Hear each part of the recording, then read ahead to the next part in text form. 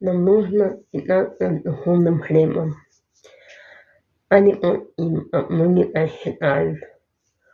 Хлеб духовный дает нам Господь 9 батарей, чтобы мы могли быть предупрежденными и смогли исправить ошибки в своей жизни.